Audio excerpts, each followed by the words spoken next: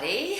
Cathryn Hartt here of Heart and Soul Studio, the unacting coach, and apparently my new philosophy is to break the rules. I'm sorry, that's not a new philosophy. That's just the way you live life, right? Okay, I have a special little tip section here for kids who are attempting to be professional actors. And I'm saying attempting to because, I've worked with some kids on set before who may be getting paid, and maybe they're even a member of SAG, so I guess I would qualify them as being professional, but I don't really consider them professional because in my book, being professional means I act like I have the ethics of a professional, hardworking person out there, like you would in any other craft that you do. Alright, so the tips of the day are, if you have a child that is out there working as an actor, how do you actually get them to start to be working more? Because people respect them and want to hire them again. Okay, the first time you get hired, probably because you have a cute face. Every time after that, my philosophy is as a kid, it's everything that comes after the cute face. I mean, your talent, yes, that definitely helps. So I'm presuming you have them training, that you are not just letting your kid go out there and be natural, because that's what we want to look like we are. We want to be natural. I'm the unacting coach, so I was going to say the unnatural coach, but that kind of goes with me too. The unacting coach, so that means I want you to be really natural. But being natural is when, you're asked to do a scene 50 times over, or you're on tour in a show for, 3 years, and you've got to do it over and over and over again and make it look like it's the first time you ever did it, which is the magic. That takes skill. That takes being able to have technique to set you up so that you can be natural. That's the deal. So, they should be training, but here are the tricks or the little tips that I suggest that make me want to hire a kid again.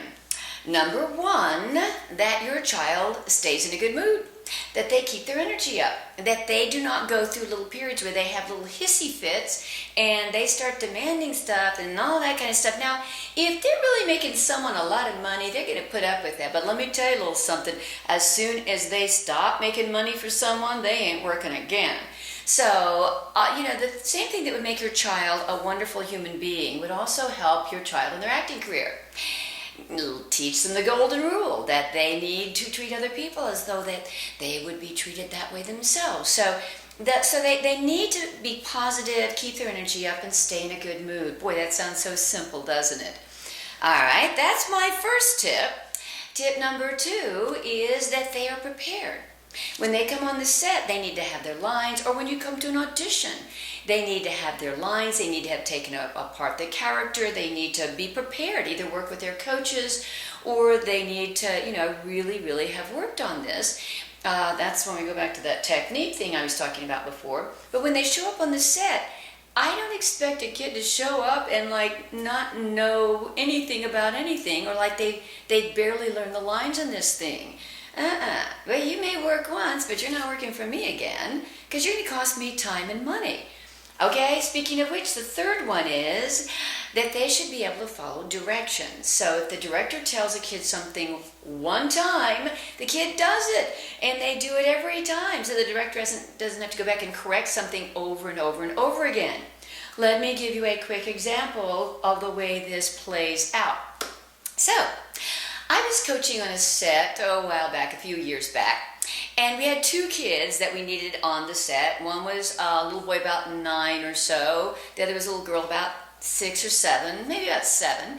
And there was a very big difference in the way these kids worked on the set. The little boy showed up really well prepared, and I'd say, or the director would say, hey, do this, do that. I was hired as a special coach for people by the director.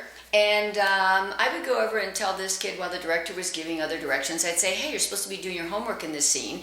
And the kid would immediately see the books and stuff on the table where he was sitting, open it up and start really doing stuff like he was doing his homework. And he would proceed to do that while the scene was going on and make sense of it. And I thought, wow, well, that was easy. I love this kid. And the director thought that too. And if you told the kid to hit his mark, he would hit it. He kept his energy up. He stayed in character. He held up like a trooper, better than any of the adults, by the way. And that kid was awesome. Let's go to the little girl. The little girl had hissy fits all day long, the very first day of shoot. We couldn't even get the shot of the family together that we were trying to get because the little girl wouldn't stay on her mark. We couldn't find her. She had a hissy fit. She had a temper tantrum. She would play peekaboo when we were trying to get her to actually just hit her mark and do what the director told her 50 times to do. And we never really got her in the shot. We actually had to do a separate shot of the two kids at this level and the adults at this level because we could not get that little child to stand still and pay attention and behave and follow directions for that one simple shot. So the next day, the little girl and little boy are sprinkled all throughout the entire movie. So we've already set up this little girl is the little girl. And the director came to me and he said, I have a problem. We are so far behind on our shoot schedule because of that little girl yesterday. Do you have any suggestions? And I said, oh yeah, I do. I have a really simple suggestion. I said, I just found out that if I give this little girl a piece of Scotch tape to play with, it'll actually keep her focused and busy for about half an hour. So I'm going to give her a little piece of Scotch tape to play with so she stays in her little position she's supposed to be.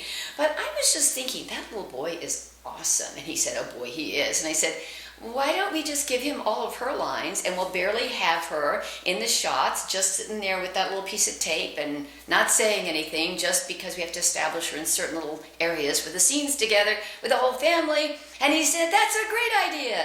So that little boy got a humongously larger part and that little girl practically got cut out of the entire movie. And, by the way, that director was perfectly happy to tell everyone to never use that little girl again because she was so expensive to shoot with.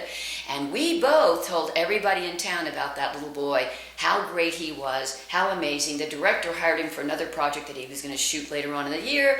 And I think that kid got a couple more bookings straight off of that within the next, couple of weeks because we opened our mouths and told everybody in town how amazing that little boy was to work with.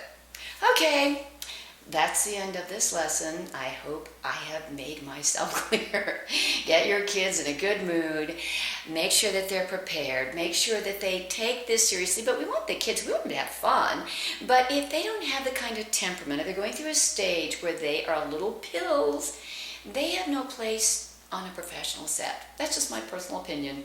And if they are great kids and they keep their energy up and they really are respectful and they come in there ready to party and get the job done and they are awesomely professional, that little kid is going to work their little tushy off.